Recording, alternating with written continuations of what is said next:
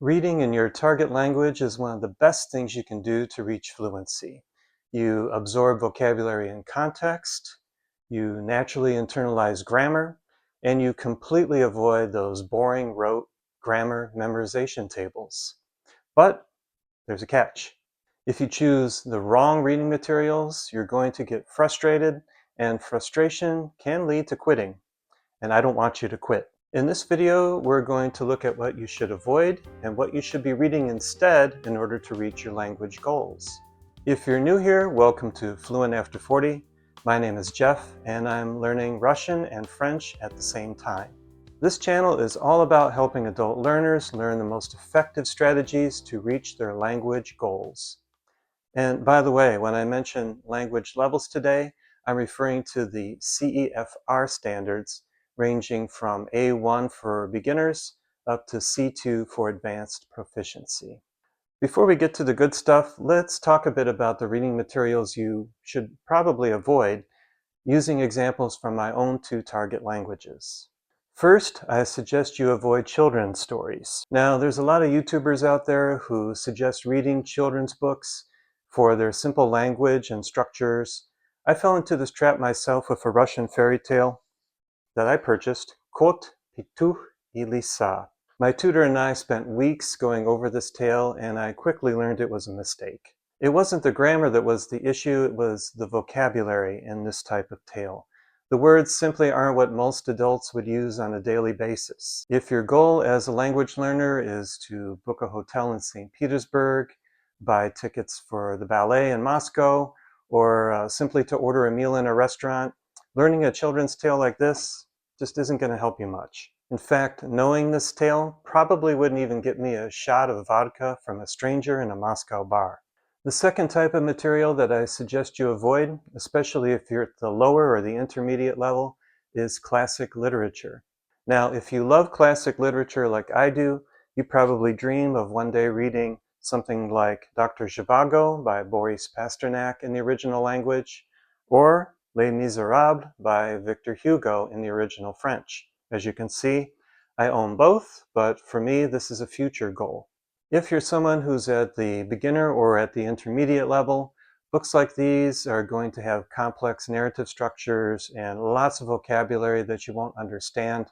You'll be reaching for the dictionary often, and it's going to completely overwhelm you. It's going to take months to get through one of those books, and you want to stay motivated and not get bogged down on your learning journey.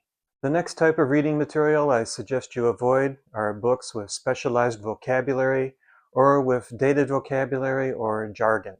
Here's a cool book that I found when I was on a trip to Paris in 2022. I've long been interested in learning about the history of the catacombs, so I picked this up thinking it was a good idea. I began reading it and quickly discovered that the book has a lot of geological terms, highly technical terms that had me reaching for the dictionary practically at every other sentence, which quickly became frustrating. It's a book at about 300 pages, and I knew that it would take me a long time to get through it, even at my advanced C1 level, so I decided to put it aside for now. For those of you at a lower level, it might seem like a really cool idea to read a vintage 1950s espionage novel like this one in French. However, it's full of period-specific slang and argot that makes it an incredibly tough challenge for beginning learners. So, what sort of material should you be reading?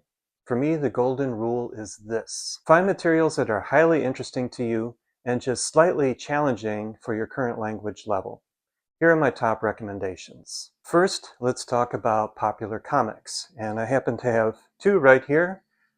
Bonjour Peanuts, and second, Les Aventures de Tintin. Books like these are fantastic.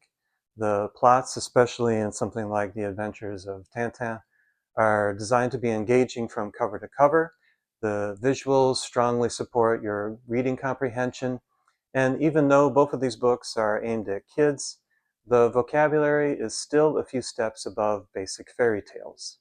Plus, plenty of adults still love reading about Charlie Brown, Snoopy and the Gang, and Tintin and his little dog Milou. Next, let's talk about graded readers. These books are often classic literary texts that have been adapted for levels ranging from A all the way up to C. The best ones, like this classic by Georges Simenon, come with an audio component. This one has a CD with a narration of the story, so you can listen as you read and also work on your listening comprehension at the same time.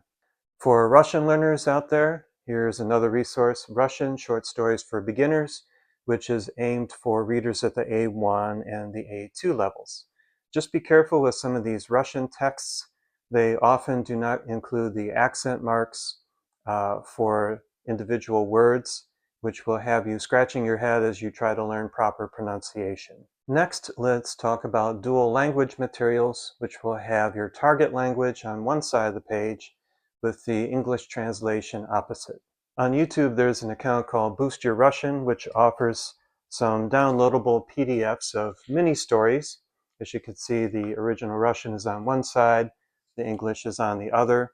These ones in particular are aimed for readers at the A1 and the A2 levels and focus on teaching not just vocabulary, but also the present and the future tense. While these stories also do not include stress markers, learners can still gain a lot by listening to the accompanying audio tracks.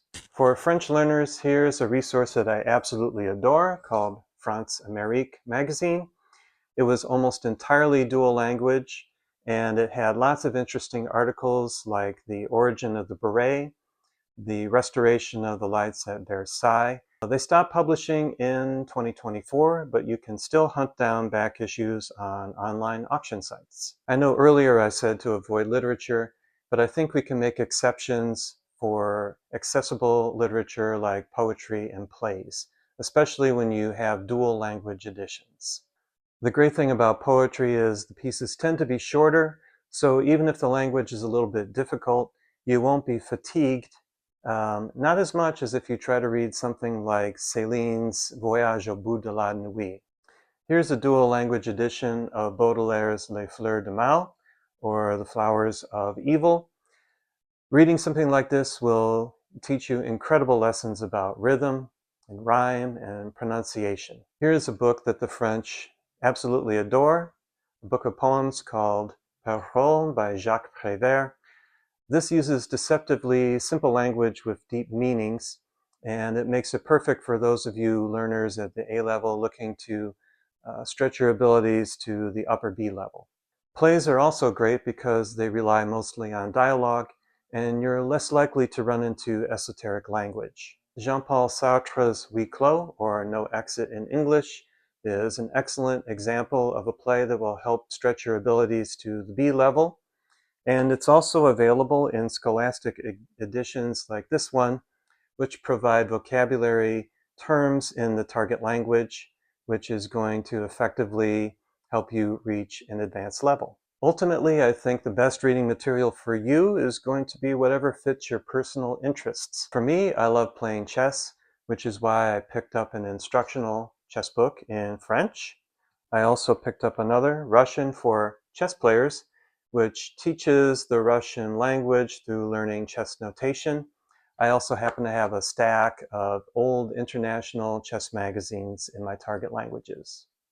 I could give you dozens more recommendations, and maybe that will be the topic of a future video, but I'd also like to hear from you. What are you currently reading in your target language, and do you have any recommendations for other adult learners? Let's get the conversation started in the comments below. Thanks for watching, and I'll see you in the next video.